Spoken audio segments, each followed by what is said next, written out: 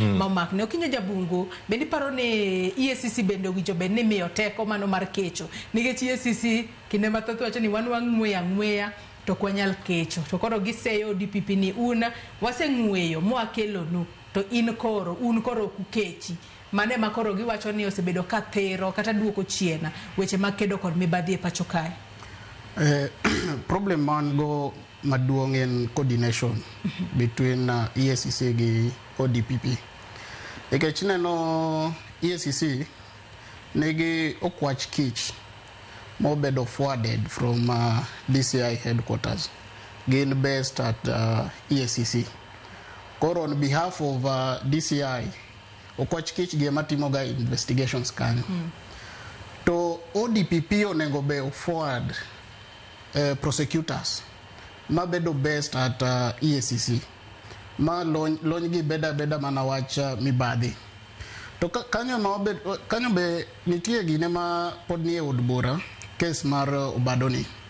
Nikech Obado no wijore gi ODPP e wach golo case ne bang duoko assets manosekaw. To EACC otamore. Koro ruling no poko wuok, but katiba wacho ni EACC ODPP emanegi teko mang'eny mar chwalo case e court kata golo case. Koro gima timore kae en mana coordination nikech onge wakinde moa ODPP mabedo forwarded to EACC manyalo prosecute cases gi e court on behalf of ODPP. Koro yudo ka anasetimo investigation asetieko kora forward ni file ni process mar investigation ni naonge no kabedo involved akia ni uyudo evidence ni nade an mana wakili uforward na file e office mar DPP. Koro aonge kata history mora mar file ni. Koro ma suggestion onengo bed ni from ODPP nitie wakinde mabedo best at EACC to tijgi beda pure mar prosecution mag cases mag EACC. Court bosetemo nikech department mar court sani wan gi fully fledged department mar anti-corruption ma deal specifically gi prosecuting cases mag mibadhi moa EACC. Problem en kar DPP kai. To jo siasa kawo advantage kaka case mar Obadoni. Jo siasa kawo advantage nikech katiba wacho ni en mana EACC ema nyalo chwalo case e court kata golo case e court. Nikech ka Obado winjore gi ODPP to in agency omie powers mar investigations ma en EACC wacho ni no investigate ngani kata kodwa duoko gigi pod wan gi issues, this case should not be withdrawn.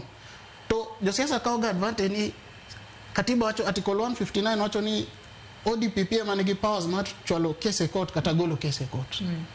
Koro nengo wabed kata gimoro kata kind referendum kata loko chike mag ODPP. Nikech as long as gini dhi bedo ni ODPP ema nigi absolute powers mar tero gine court kata golo court.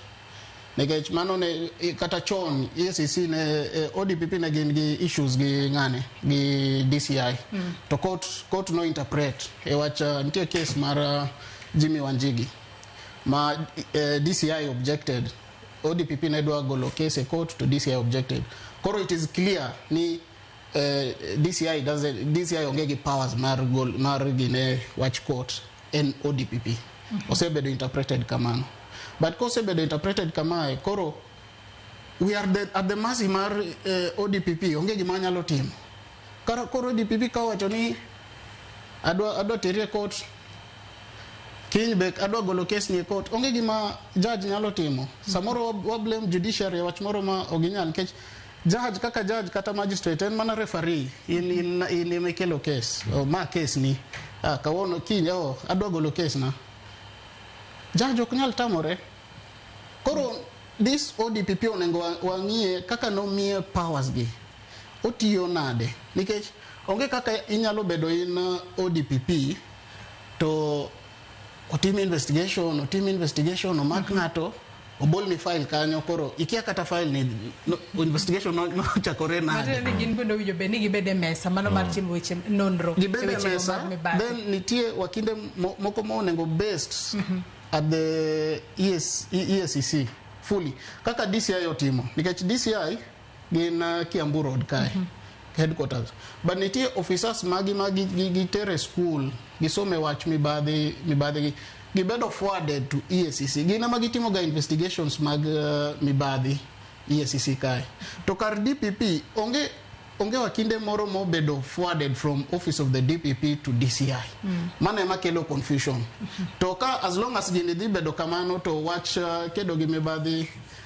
onge gima dhi timore.